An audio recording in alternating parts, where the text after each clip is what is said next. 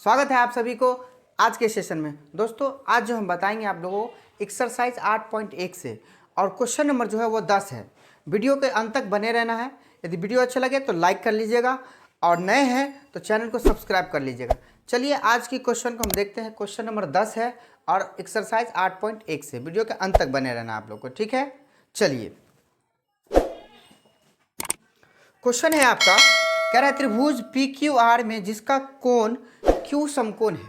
कह रहा है एक त्रिभुज बनाना है जो कि समकोण त्रिभुज होगा और इस समकोण त्रिभुज में कह रहा है कि क्यू समकोण है। क्यू एक समकोण है। दोस्तों मैंने बताया था कि जो भी एक सीधी रेखा का एंगल बनाएगा वो समकोण कहलाएगा। तो देखिए यहाँ क्यू एक सीधी रेखा है और वो समकोण बना रही है।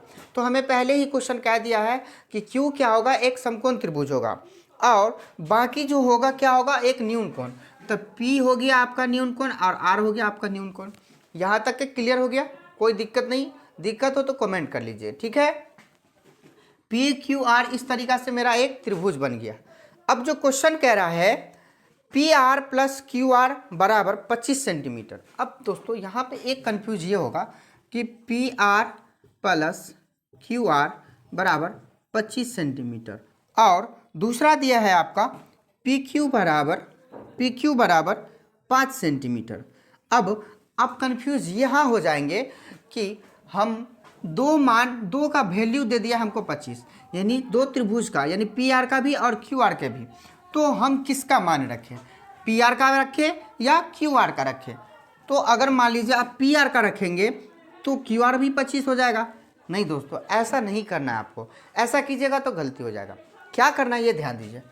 पी क्यू का वैल्यू तो हमको पता ही है कि 5 सेंटीमीटर, तो पी क्यू यहाँ से यहाँ तक 5 सेंटीमीटर है, ये तो पता है। लेकिन इसमें से आप चाहे तो दोनों में से किसी एक का मान रख लीजिए, या तो पी आर का रखिए या फिर क्यू आर का, किसी एक का मान रखना होगा। क्यों? इसलिए हम कह रहे हैं क्योंकि आप एक साथ डबल मान नहीं रख सकते। जैसे पी आर का 25 और क्यू आर का 25 ऐसा नहीं रख सकते, आपका सवाल गलती हो जाएगा। तो हम क्या करेंगे, पी आर को रख लेते हैं और इसको उधर दे आते हैं, तो 25 माइनस क्यू आर। इस तरीक़ा से हमारे पी आर का वैल्यू कितना हुआ, 25 minus Q R. 25 minus Q R P R का वैल्यू हो गया। अब क्या बच गया, क्यू आर। अब मेरे पास बच क्या गया है, क्यू आर। अब ध्यान देंगे आप कि हमें क्यू आर मतलब आधार का फार्मूला लगाना है। आधार का फार्मूला लगाना आपको, ठीक है।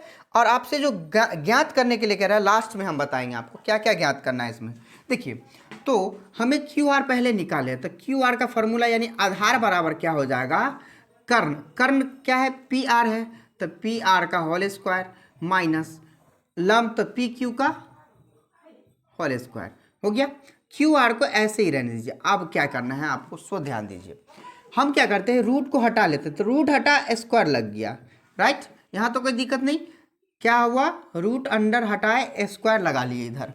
अब पी आर का वैल्यू कितना है, 25 माइनस क्यू आर और इसका whole square minus P Q का वैल्यू कितना है, 5 सेंटीमीटर। कितना, 5 सेंटीमीटर, इसका होल स्क्वायर। अब कोई दिक्कत नहीं यहाँ तक। अब देखिए इस क्यू आर को ऐसे ही उतारिए। अब ये फार्मूला किसका बन गया पता है, a माइनस बी का होल स्क्वायर। तो फार्मूला क्या होता है, A square plus B square minus 2ab। अब ये कहाँ कहाँ से आया समझ गया। देखिए इसको हमने माना a और इसको माना b, तो a का होल स्क्वायर प्लस b का होल स्क्वायर माइनस 2, ये फार्मूला सूत्र से लिए हैं 2, ठीक है। 2ab कहते हैं ना, तो 2 ए के जगह पे 25 है तो 25 और बी के जगह पे क्यू आर है तो क्यू आर माइनस है, इसके बाद 5 25 यहाँ पे रख दीजिए। यहाँ तक कोई दिक्कत नहीं, दिक्कत हो तो कमेंट कर लीजिए, ठीक है। अब इस क्यू आर को ऐसे ही छोड़ दीजिए। 25 का स्क्वायर करेंगे तो 625 प्लस क्यू आर का स्क्वायर करेंगे तो क्यू आर स्क्वायर हो जाएगा माइनस 25 दूनी 50, इस क्यू आर को भी मल्टीप्लाई करके रख लेना है, 50 क्यू आर माइनस 25। अब एक चीज़ देखिए, ये क्यू आर इधर प्लस में है और ये भी इधर प्लस में। अगर ये इधर में आ जाएगा तो माइनस हो जाएगा। अब एक चीज़ आपको ध्यान रखना है कि यदि कोई भी चर एक दूसरे के बराबर में है और वो बराबर चिन्ह के साथ है तो हमेशा कट जाएगा। अगर उसका चिन्ह अलग अलग है और बराबर में है तो वो जुड़ जाएगा। इस चीज़ को ध्यान रखना है। तो बराबर में है दोनों तो ये दोनों कट जाएगा, इधर क्या बचेगा 0 बराबर। हम क्या करते हैं 625 में से सीधा 25 को घटा लेते हैं, क्या बचेगा मेरे पास 600 बचेगा माइनस 50 QR बच गया इतना। यहाँ तक जल्दी से स्क्रीनशॉट ले लीजिए, हम यहाँ तक मिटाएंगे। अब ले लिए स्क्रीनशॉट। अब देखिए अब हमारे पास क्या सब बच गया है,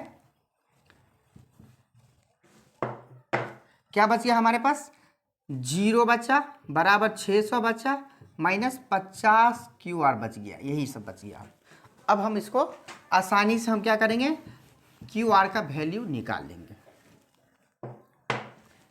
0 इस 600 को इधर ले आए तो माइनस में 600 हो जाएगा बराबर माइनस 50 QR।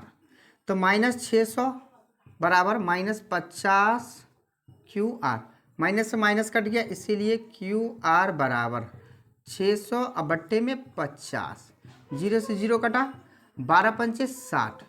इस तरीक़ा से हमारे QR का जो वैल्यू आया है वो कितना आया है 12। लेकिन हमें PR का भी वैल्यू पूरा कंफर्म पता नहीं है कि आखिर है कितना। क्योंकि इसमें चर अचर दोनों मिला है। तो हम क्या करते हैं पहले PR का भी वैल्यू पता कर लेते हैं। तो ये PR का वैल्यू कैसे पता करेंगे, PR का वैल्यू अभी 25 माइनस QR है, ना कि कोई अचर संख्या। तो हमें PR की वैल्यू पता कर लेना है। अब देखिए PR की वैल्यू कैसे पता करेंगे। PR का वैल्यू पता करने के लिए हम क्या करेंगे, जो मेरा QR का मान आया था 12, हम इसमें से क्या करेंगे 12 घटा लेंगे तो ये किसका वैल्यू निकलेगा PR का वैल्यू निकल जाएगा। तो PR का पूरा वैल्यू कितना है, PR का वैल्यू 25 माइनस QR है ना, तो PR बराबर 25 माइनस QR का वैल्यू मेरा 12 आया है तो PR बराबर कितना हो जाएगा 13 नहीं हो जाएगा। इस तरीक़ा से हमारा सारा मान अब पता चल गया।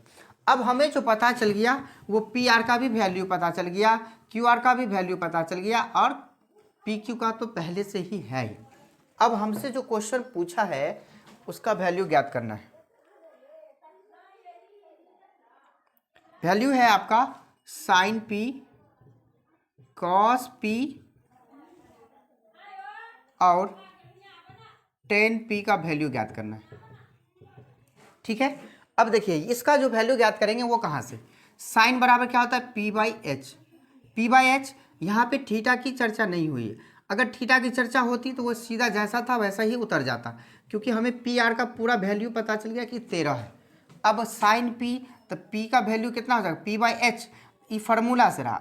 अब जो P पूछा है तो P के जस्ट सामने वाला क्या हो जाएगा लंब, और ये आपका आधार, यानी P जब क्वेश्चन में चर्चा हुआ तो उल्टा कर लेना आपको। ठीक है, तो ये P हो गया आपका, तो P का वैल्यू यहाँ पे 12 रख लीजिए। H बताए थे कि H नो चेंज, तो इसको 13 का 13 ही हो गया, यानी साइन P का वैल्यू कितना हो जाएगा 12/13। अब अगला है कॉस P। कॉस थीटा बराबर क्या होता है B/H। P पूछा है तो P के जस्ट सामने वाला क्या होगा लंब, यानी E तो होगा नहीं क्योंकि हमें B यहाँ चर्चा है, तो ये लंब हुआ तो ये आधार का वैल्यू है 5 और H नो चेंज, तो H का वैल्यू 13 हो गया यहाँ तक।